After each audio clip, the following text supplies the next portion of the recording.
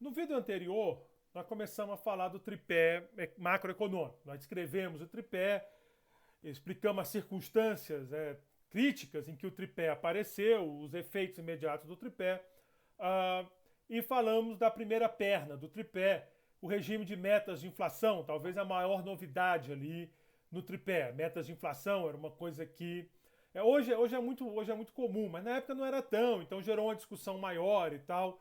Talvez tenha sido ali uma contribuição importante do Arminio, um cara que vinha de Princeton, onde alguns autores importantes dessa ideia estavam trabalhando e com experiência internacional trouxe para o Brasil essa ideia bem cedo.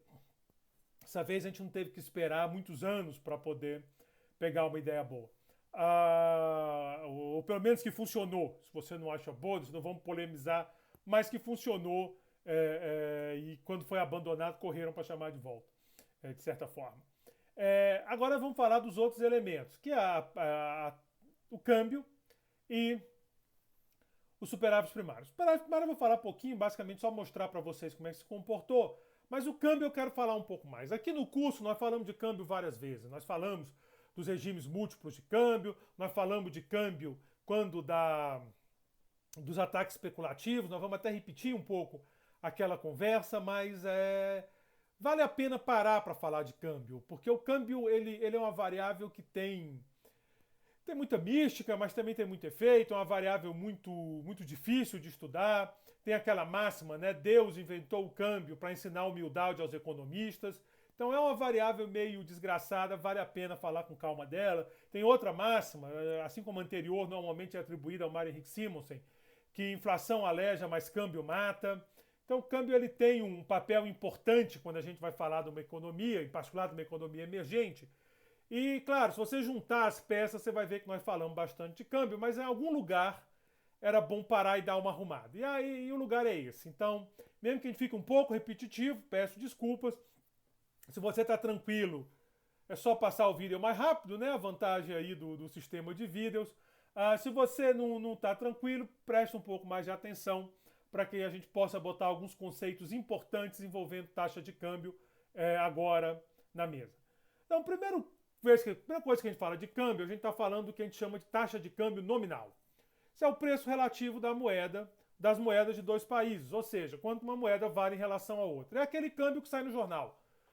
O dólar está 2, é porque eu estou influenciado pelo vídeo passado, eu estou gravando os dois em sequência. O dólar está 5,50. Esse é o taxa de câmbio nominal. É esse 5,50 que a gente fala, que às vezes é 5,50 e pouco, 5,30. É esse valor do dólar que sai no jornal. Essa é a taxa de câmbio nominal. A taxa de câmbio real é o preço relativo de bens em dois países, ou seja, ele reflete os termos pelos quais os bens de um país são trocados pelos bens de outro. Então esse conceito já é mais complicado. Eu tenho que pegar um país, outro e comparar o preço relativo desses bens nesses países. Mas a taxa de câmbio nominal, essa do jornal, é mais simples. Vamos pensar um pouco nessa ideia de taxa de câmbio. Suponha que você tem um carro aqui no Brasil que custa 35 mil reais. E um carro americano, né, semelhante, custa 10 mil dólares. Então você tem essa situação. No Brasil, o carro, 35 mil. Nos Estados Unidos, 10 mil dólares. Suponha você que a taxa de câmbio nominal seja de R$ 2,80 para $1. Então um dólar vale 2,80. Exemplo antigo, hein, professor? Eu tenho que atualizar para os números mais próximos da realidade. Eu não tenho culpa se o câmbio disparou e o real está desvalorizando feito doido, né? Esse exercício aqui, eu acho que até ele é adaptado de um do Mankio. Mas vamos lá. A taxa de câmbio real, qual vai ser? A taxa de câmbio nominal é esse 2,80 aqui. Esse 2,80 é o câmbio nominal, como eu digo, é esse que está no jornal, que a gente vê todo dia. Se eu quiser a taxa de câmbio real, aí eu vou ter que fazer mais conta. Eu vou dizer o seguinte: como um dólar custa R$ 2, né, R$ 2 por dólar, então eu vou pegar esses 10 mil dólares do carro americano, que vai ser igual a 2,8 vezes 10 mil, vai ser esse preço, 28 mil reais, o preço do carro americano aqui. 35 mil reais é o carro brasileiro, né? Então 2,8 reais por dólar vezes 10 mil dólares do carro americano, que é um carro por carro americano, dividido por R$ 35.000 por carro brasileiro. Né? Quando você faz o ajuste, é como se você cancelasse dólar com dólar, reais com reais, sobra carro americano por carro brasileiro.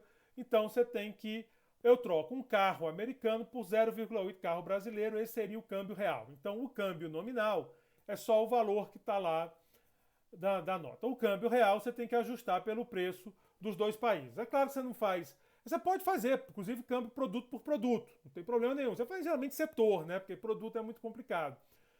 Ou você pode fazer uma medida geral ajustando pelos níveis de preços. Em vez de pegar o preço do carro, você pega o nível de preço, uma medida de nível de preço dos dois países, consistentes, é claro, e aí você tem uma medida de câmbio real. Mas o que é importante a gente ter em mente é o seguinte: câmbio real envolve ajuste pelo preço no país e no exterior.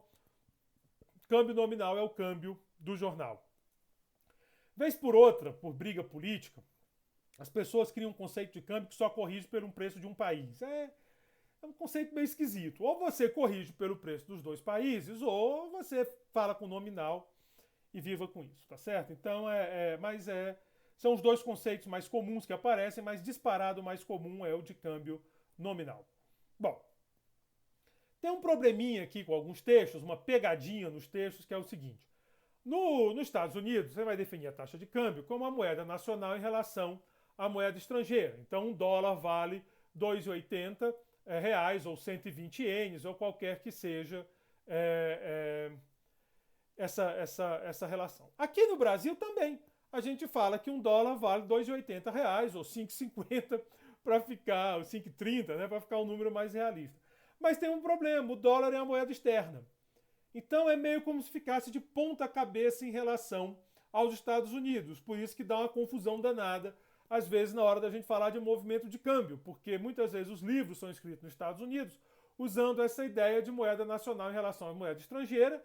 Né? A moeda nacional vale 1 e vê quanto vale a estrangeira, enquanto que aqui no Brasil a gente faz o exato contrário. A moeda estrangeira que vale 1 é $1, vale tantos reais, 2,80 ou 5,50. Então, isso dá uma confusãozinha. Se vocês forem pegar esses livros de macroeconomia, introdutórios, ou mesmo de introdução à economia, alguns tem esse probleminha na hora de traduzir. E um efeito disso é esse. Você fala de apreciação, uma moeda está apreciando quando é o aumento do valor de uma moeda medido pela quantidade da moeda estrangeira que ela pode comprar. Então aqui uma apreciação é uma queda da taxa de câmbio. Mas por que a apreciação é queda? Por causa disso que eu acabei de falar. Os termos são pensados lá fora e adaptados. Então a apreciação é queda, cai a taxa de câmbio. Isso quer dizer que o real está valendo mais e, portanto, ele está sendo apreciado. E uma depreciação é uma redução no valor de uma moeda medida pela quantidade da outra moeda. No Brasil, está relacionada ao aumento de taxa de câmbio. Então agora, quando a gente vê esse forte aumento da taxa de câmbio, quer dizer que o real está perdendo valor em relação ao dólar e, portanto, está depreciando. Então vale a pena, lembrem disso sempre. Quando a gente fala o real está depreciando, quer dizer que o câmbio está subindo. O dólar está subindo de valor. Quando o real está apreciando, quer dizer que o câmbio está caindo. O dólar está perdendo valor frente ao nosso real. Bom, existem teorias para explicar o câmbio, né? Feita essa introdução aqui inicial, só para amarrar os conceitos, existem teorias para explicar o câmbio. Essas teorias não costumam ser muito boas, por isso essa história de que Deus inventou o câmbio para ensinar humildade aos economistas. Né? Tem alguns experimentos que mostram que se você fizer uma coisa aleatória, joga uma moeda, se der caro o câmbio sobe, se der caro o câmbio desce. Você vai acabar acertando mais do que alguns modelos sofisticados, cheios de equação. Eles não conseguem acertar mais do que essa. Joga a moeda, cara ou coroa. Se der cara, eu acho que o câmbio sobe. Se der coroa, eu acho que o câmbio desce. Então, realmente é muito complicado. O poder preditivo disso aqui é muito complicado. Câmbio tem muito fator, tem fatores até psicológicos, tem um boato, tem um monte de boato que corre, tem a relação de uma moeda para outra moeda, aí tem a política monetária de um país vis-à-vis do outro. É difícil mesmo o câmbio, mas essas teorias ajudam a arrumar a cabeça da gente pensando em câmbio. Uma, a gente já conhece, é a paridade da taxa de juros. Eu sei que eu já falei disso, mas eu vou voltar ao assunto para que a gente amarre aqui os conceitos melhor. A outra é a paridade de poder de compra, que talvez seja a mais famosa de todas. A paridade de poder de compra diz o seguinte: uma unidade de qualquer moeda tem que ser capaz de comprar a mesma quantidade de bens em todos os países. Então quer dizer o seguinte, eu tenho 10 reais, o que eu compro com 10 reais no Brasil deveria ser possível de comprar com 10 reais nos Estados Unidos e o câmbio vai se ajustar para permitir que isso aconteça.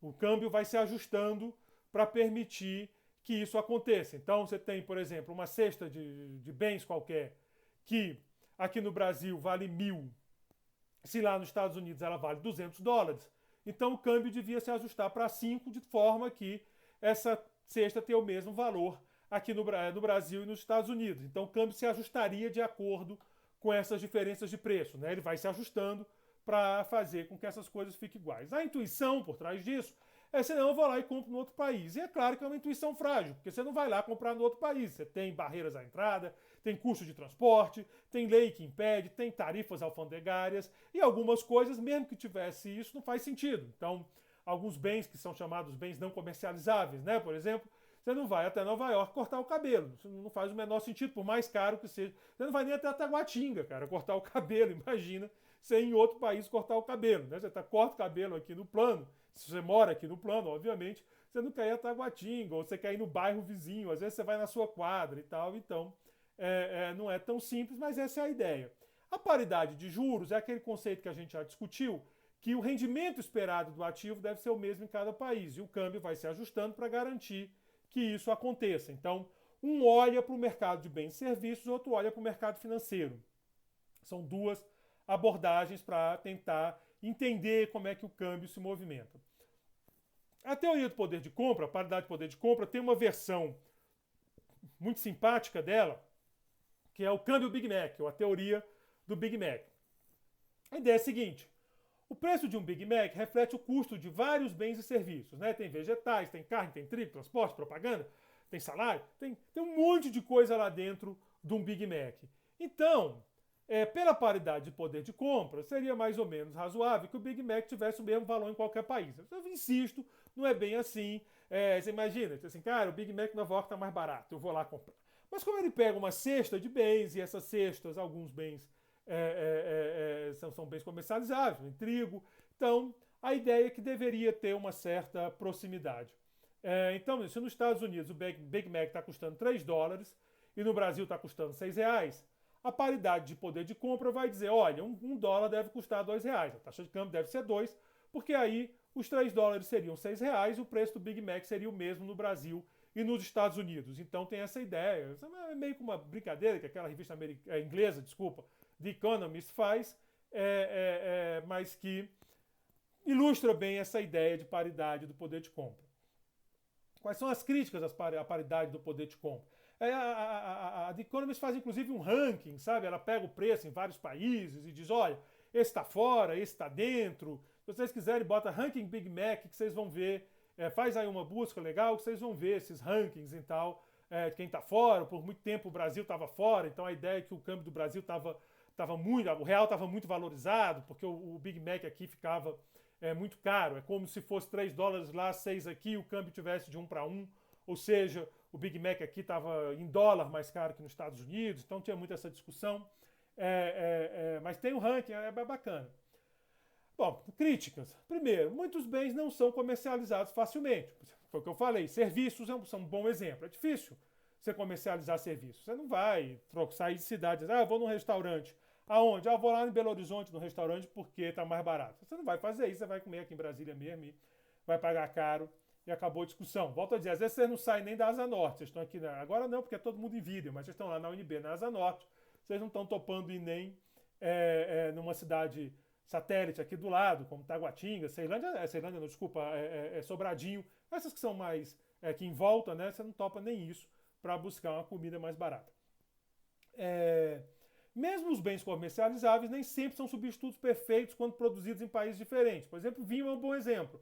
Então você diz, eu tenho um vinho, sei lá, de tal uva aqui, feito dessa uva no Brasil e na França, eles deveriam ter o mesmo preço quando convertido. Não, porque o vinho francês ele tem um valor próprio. Então o fato de ser produzido num país às vezes dá valor a uma mercadoria e tal, e isso acaba distorcendo. E finalmente, custo de comercialização e barreira ao comércio. Como eu falei, o trânsito de mercadorias não é livre, então isso acaba justificando essas diferenças persistentes de preço, e a paridade do poder de compra acaba não funcionando direito.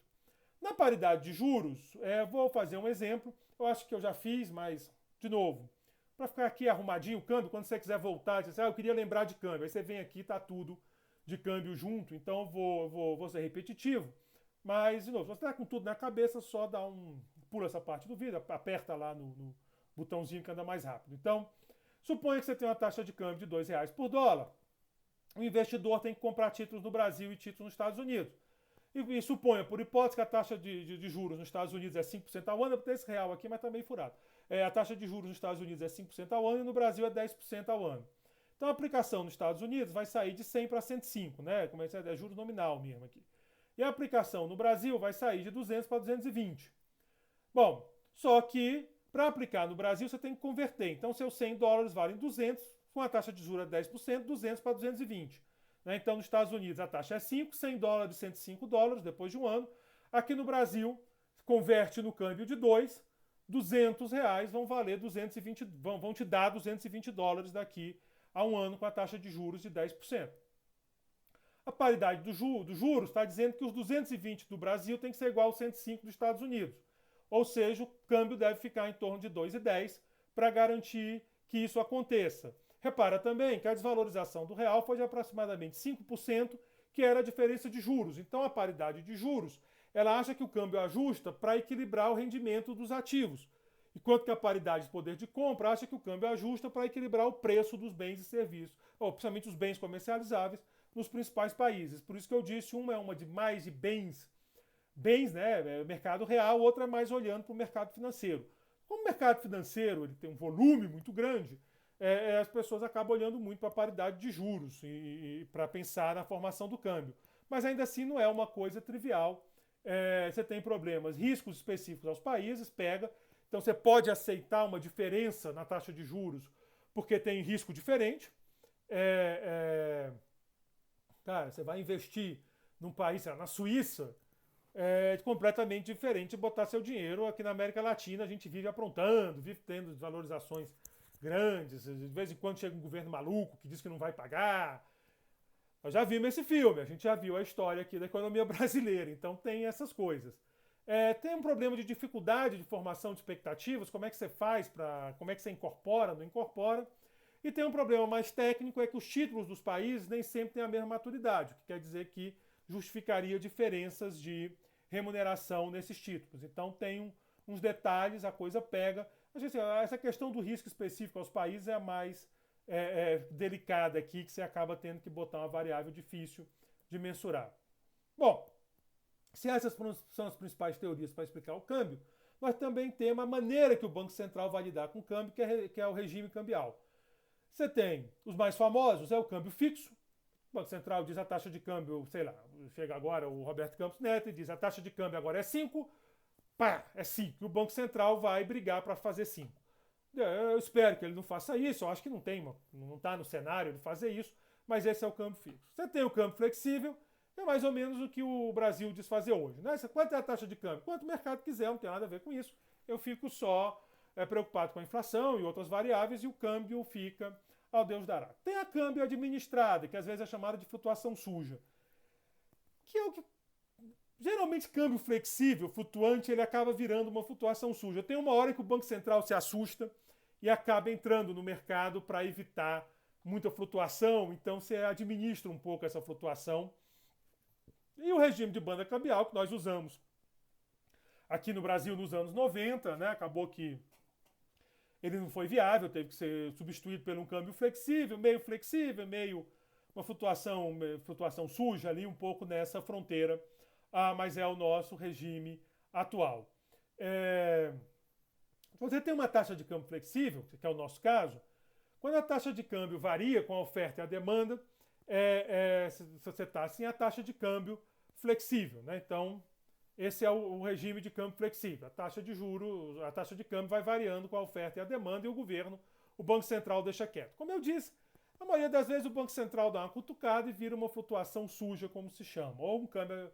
Porque o câmbio administrado mesmo é diferente, né? É o governo meio que dizendo quanto vai ser, quanto não vai ser. Aqui não é bem isso. É só Em alguns momentos o câmbio está muito nervoso, o Banco Central entra e tal, não é exatamente aquele do governo ir administrando o câmbio ali na beira. É mais flutua, mas eu fico olhando, se começar a ficar muito nervoso eu acalmo, depois saio, é assim que funciona.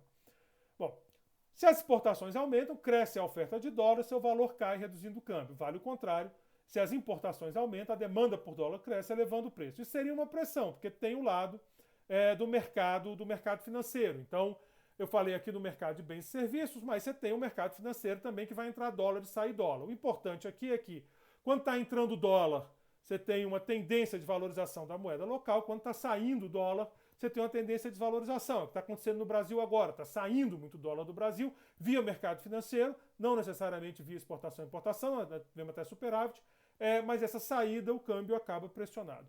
No câmbio fixo, a coisa é diferente. O governo entra, então você tem essas entradas e saídas de dólar, só que elas não vão afetar a taxa porque o governo entra. Então, está saindo muito dólar, a tendência é que o preço do dólar aumente, oferta e demanda. Está diminuindo os dólares no país, o preço dele vai aumentando. Uma desvalorização, uma depreciação cambial. O que o Banco Central faz? O Banco Central tem os dólares dele, né? Ele tem a reserva dele, ele entra lá e vende para compensar de forma a manter a taxa. Se é o contrário, está entrando muito dólar, ele vai lá e compra. O objetivo dele é manter a taxa naquele patamar que ele está fixado. Então haverá uma interferência do governo, essa interferência se dá via Banco Central, para compensar esse movimento. O dólar entra e sai pelo mercado de bens e serviços, exportação e importação, mas também pelo mercado financeiro, e o Banco Central vai lá e ajusta a oferta, compra e vende dólar para garantir que o preço fique quieto onde está. Para isso é importante que o governo tenha reserva para atender demanda a essa taxa. E aí que deu o problema dos anos 90, os governos ficaram sem esse dinheiro. Se o governo não tem dólar guardado, ele não consegue manter, porque está saindo, o preço está subindo, ele não consegue entrar vendendo, colapsa o sistema. Foi o drama lá dos anos 90 em vários países emergentes. O regime de câmbio colapsou. E você sabe, o pessoal de mercado é esperto.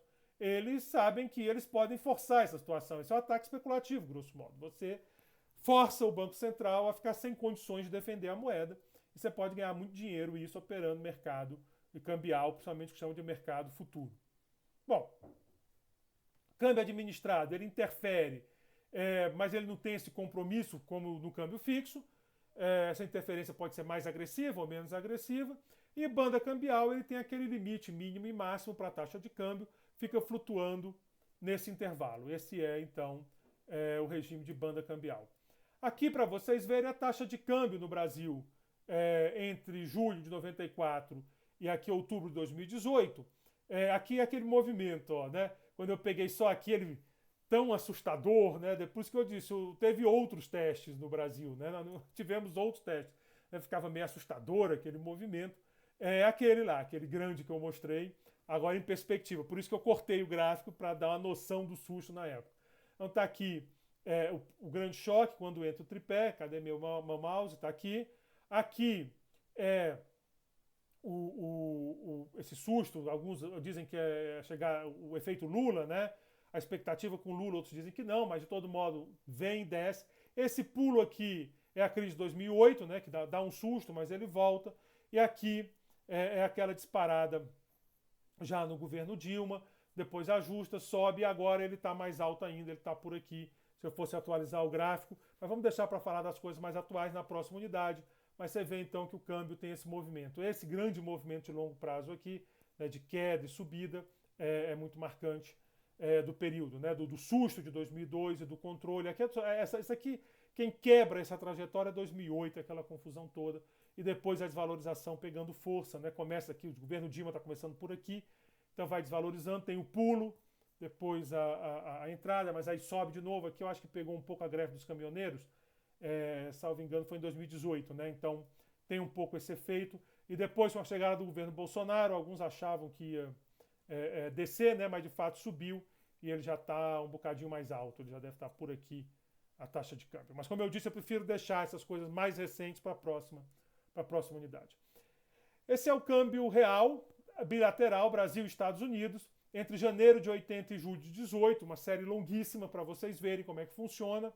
É, então, como as trocas do Brasil para os Estados Unidos estão funcionando, esse aqui é aquele grande período de valorização do real. Você vê que ele pega aqui, aqui é aquele pulo lá da disparada de 99, quer dizer, os efeitos são o mesmo, eles só amortizam ou não por conta que eu estou ajustando aqui pelo Brasil e pelos Estados Unidos. Então a gente viu aqui o câmbio nominal, né, o câmbio real, em relação aos Estados Unidos.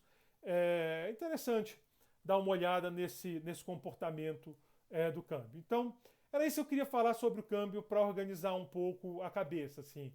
O importante do câmbio flutuante, o importante para o tripé, é a ideia de que o governo não tem compromisso. Então não adianta você querer especular no mercado cambial para forçar o Banco Central a tomar uma atitude, porque ele não vai tomar.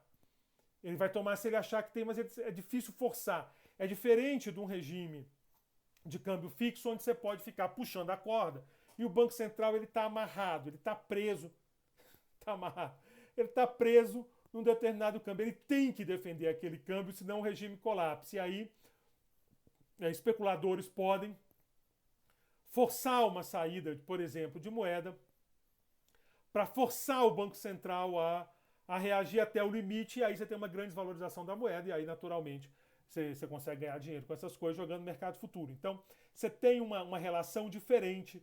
No câmbio flutuante, o Banco Central não tem esse compromisso. No câmbio fixo, o Banco Central tem esse compromisso. A ideia do tripé, e é onde compõe o câmbio flutuante, vai compor com o regime de meta. Lembrem, o regime de meta é aquele regime onde o Banco Central tem que te convencer a confiar nele todo dia. O Banco Central age como aquele cara que aprontou tantas vezes, agora ele quer te convencer que não vai aprontar mais, mas ele tem que te convencer todo dia. O Banco Central tem esse empenho em te convencer que agora ele vai se comportar bem. Esse é o regime de metas. E aí o câmbio flutuante, ele reforça o regime de metas à medida que ele diz, olha, o Banco Central tem esse compromisso. O compromisso é com a inflação. Eu estou tirando o compromisso com o câmbio. Estou tirando a compromisso com o câmbio fixo. Você não precisa servir a dois senhores e acabar atendendo um e abandonando o outro. Claro, às vezes o Banco Central vai olhar o câmbio, mas ele tem claramente quem é a prioridade dele. Ele não precisa, de repente, comprometer uma política, a própria trajetória da dívida, né? Jogando juros lá para cima, tão somente para equilibrar o câmbio. Nós estamos vivendo isso agora. É claro, tem a questão do índice geral de preços, nós vamos discutir isso na próxima unidade, na parte de atualidade, mas o que nós estamos vivendo agora, o que é? O real está desvalorizando muito. O real está desvalorizando muito, mesmo em relação a outro país, às moedas de outro país. Dependendo da medida, é uma das que mais se desvalorizam, então perde só para países que estão numa situação crítica, tipo Venezuela, Zimbábue. Mas assim, uma desvalorização muito grande. Se a gente tivesse um regime de câmbio fixo, o Banco Central tivesse compromisso com o câmbio, ele teria que estar elevando os juros para atrair mais capital. Só que nós também estamos com um problema fiscal muito sério aqui no Brasil, já era sério com a pandemia, o gasto do governo disparou, e a pressão na dívida pública está muito grande. Com a taxa de juros, se o Banco Central consegue manter a taxa de juros baixa, ele tem mais condições. Isso ajuda no financiamento da dívida pública, porque ele está contratando a juros baixos. Isso não é bem assim, às vezes, de fato, ele não está conseguindo contratar a 2%, mas vamos pegando a ideia. Quanto mais baixa a taxa de juros, mais fácil manter um endividamento alto. Isso é bem intuitivo, isso funciona para você, entendeu? Quer dizer, se a taxa de juros é baixa, é menos complicado ser endividado. Então, o Banco Central, se nós tivéssemos um câmbio, que defender um câmbio, ele estaria jogando a taxa de juros lá para cima para defender o câmbio, não para a inflação. Porque o IPCA, que é a variável de interesse do Banco Central, está até abaixo da meta. Então, é essa a margem que o Banco Central ganha quando ele não tem que ter compromisso com o câmbio. Então você vai dizer, o Banco Central vai deixar o câmbio? E ele vai dizer, olha, enquanto não atacar a inflação, enquanto meus modelos aqui não projetarem que vai, eu vou, porque o compromisso é com a inflação. Então é essa a jogada de casar câmbio flutuante com meta de inflação é muito importante, porque aí a política monetária, em particular a Selic, ela é desenhada para a inflação, ela não precisa sair do roteiro da inflação para atender outra variável, como por exemplo o câmbio, ou outras que alguns sugerem que entre. Né? O nosso regime é um regime de metas de inflação pura. O Banco Central só tem o compromisso com o controle da inflação. Então está aqui o tripé. Bom, por fim, o superávit primário. Como eu disse, eu vou falar rápido, porque a parte mais teórica a gente discutiu muito lá na unidade 2, quando nós falamos de unidade 2, ou eu acho que era unidade 3. Mas nós falamos, é aquela da inflação. Nós falamos muito de inflação ali, nós discutimos muito inflação, as relações de inflação, e nós vimos no paper do artigo lá do Sargent, né, do fim das 4 inflações, a importância de ter uma política fiscal sólida no sentido do seguinte: não está gerando uma trajetória explosiva da dívida, ou está gerando uma trajetória sustentável que as pessoas acreditam que não é que vai ser paga, mas que pode ser paga. Não é? Então, essa ideia de que a política fiscal tem que garantir isso, do contrário, a moeda se dissolve, como aconteceu na Alemanha, na Hungria, na Tchecoslováquia. Desculpa, a Tchecoslováquia foi o que não aconteceu, foi na Alemanha, na Hungria, na Áustria, na Polônia. Para não acontecer aquilo, é preciso ter um lado fiscal, um compromisso de política fiscal. E esse compromisso de política fiscal veio pelo superávit primário, que, como eu já disse, é aquele cálculo que a gente faz excluindo o pagamento de juros, grosso modo. Então, na verdade, você exclui a parte financeira. Mas, assim, grosso modo, é os juros. Então, você pega a arrecadação, você pega o quanto o governo está gastando excluindo os juros, e você quer que esse saldo seja positivo. Então, essa é a ideia de manter superávit primário. Por que ele é importante no tripé? Porque a política fiscal está aí ao lado, ela dá o lastro da moeda, como nós discutimos lá na unidade de inflação. Se você não tem uma política fiscal com algum sinal de sustentabilidade, fica impossível sustentar o câmbio à inflação, o câmbio vai disparar, a inflação vai acabar seguindo. É um pouco o medo que nós temos hoje. Né? É um medo, não é uma realidade. Há uma apreensão que a política fiscal brasileira esteja ficando insustentável. Já havia, com o Covid ainda mais. O governo tenta dizer, olha, não se preocupem com isso porque as despesas da pandemia ficam na pandemia. Mas a gente sabe que não é bem assim.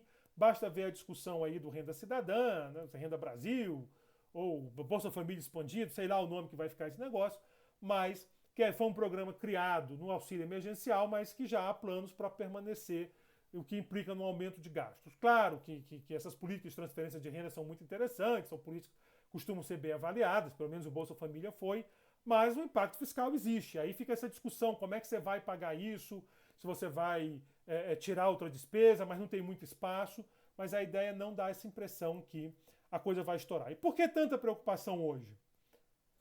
Esse é o resultado primário do Brasil acumulado em 12 meses. Você vê que desde 2000, mais ou menos da época do tripé, né? O tripé é um pouco antes de 2000, mas ele foi estabelecido e você começou a trabalhar para gerar esse resultado primário. E ele veio subindo, né? Lentamente ele vem subindo. Essa queda aqui foi aquele ano da crise americana, então acontece, é uma pancada na economia, mas vocês veem que ele caiu e voltou. A partir daqui, dessa década mais ou menos, ele começa a cair de forma significativa e muito rápido. Você vê que foram esses anos todos para chegar aqui em cima, faz aqui o liga os pontos, né? E a queda é muito mais rápida, né? Quer dizer, daqui para cá tem muito mais tempo do que. Desculpa, daqui para cá tem muito mais tempo do que daqui para cá. A partir de algum ponto ali por 2014, do começo de 2015, mas já em 2014, é porque como eu acumulei em 12 meses, vai carregando para trás, né? Vira déficit. E a chegada do déficit primário é um problema. A chegada do déficit primário é um problema, porque você tem a perna do regime de metas, você tem a perna do câmbio flutuante. Mas essas pernas não seguram, por isso a referência ao tripé, se não tiver a perna fiscal. Há quem dizia que, olha, o tripé não foi abandonado porque nós continuamos tendo superávit primário. Aqui é que eu digo que é importante entender a lógica do tripé, não só olhar os indicadores, você tem que ter a lógica da coisa. É verdade, a gente continuou tendo superávit primário, grosso modo, no primeiro mandato da Dilma. Mas é óbvio que ele estava caindo. E está todo mundo vendo isso, não adianta esconder. As pessoas veem, esses dados são públicos, e se não forem públicos é pior ainda, porque as pessoas não vão confiar mesmo. É nesse sentido que se coloca, olha, houve um certo abandono da ideia de disciplina fiscal, era óbvio que isso não podia crescer para sempre, mas você podia tentar uma estabilidade ou então uma queda lenta. Não foi o que aconteceu, foi uma queda brusca, começa a cair muito rápido aqui, então essa queda aqui é quase em pé, né? Quase que como aqui, mas aqui tinha um motivo claro, uma crise grande que veio lá do exterior, aqui não foi isso. E quando ele vira déficit, a coisa vai para o ar, porque aí você pergunta, cadê o lastro? Cadê o lastro? Nós ficamos sem lastro. A inflação dispara em 2015 por vários fatores. Tinha represamento de preço, ela talvez já tivesse que ter subido antes. Talvez tenha sido artificial aquela inflação dentro da meta. Mas em 2015 a inflação passa de 10%, a situação fica insustentável. E aí em 2016 a gente tem uma nova âncora fiscal, uma âncora é um termo ruim, né? É mais uma nova regra fiscal que diz, olha, eu não consigo gerar superávit primário, mas eu vou ter essa regra que é o teto, mas nós vamos discutir o teto na próxima unidade. Nessa unidade eu só quero que vocês entendam o que aconteceu e a dinâmica do superávit primário e como que ele começa já no governo Dilma, a partir de 2011, com a chegada da nova matriz, você começa a reverter a lógica do primário, muito rápido ele vai caminhando para virar um déficit, até que num certo ponto ele vira, porque a caminhada, né? A caminhada está muito claro que a virada foi bem antes de 2015, né? Uma hora ia virar, nessa trajetória aqui ia virar déficit. Ah, mas se não fosse essa queda tão grande, tudo bem, ia ser aqui, ó, só segue aqui um pouquinho a trajetória, mas essa política aqui minou a base do superávit primário, que é fundamental. Um tripé precisa das 3 pernas para se sustentar, do contrário, não se sustenta. Então, esse é o elemento do tripé. É claro que oficialmente o tripé não foi revogado, mas entrou uma nova matriz que conceitualmente conflituava com o tripé. Por exemplo, a ideia de que o gasto tinha que ser contracíclico. Então, se a economia precisa crescer, e o governo da Dilma entendia que precisava, então vamos gastar. Ora, mas se o gasto está organizado para enfrentar o ciclo econômico, então ele não está organizado para garantir superávit primário. Não precisa ser religioso para pegar algumas lições, né? Do tipo, você não serve a 2 senhores. Você não pode servir a 2 senhores. De novo, eu sei que a frase é uma passagem bíblica, mas você não precisa ser religioso para entender essa lógica. Quando você tem 2 objetivos, uma hora ele entra em conflito e você vai ter que escolher um, né? Então fica aqui claro a mudança. A própria inflação começou a ser usada também como referência, a taxa de juros, desculpa, começou a ser usada também, ganhou peso a ideia de que os juros têm que evitar estimular a economia. Todo esse conjunto foi comprometendo o superávit. Mas a gente vai falando isso durante a unidade. Esse vídeo eu termino aqui mostrando com esse resumo de câmbio e com a questão do superávit primário, que deixa de ser prioridade e vai se dissolvendo até que a situação dramática acontece junto de outros problemas. Obrigado pela atenção, eu paro aqui esse vídeo.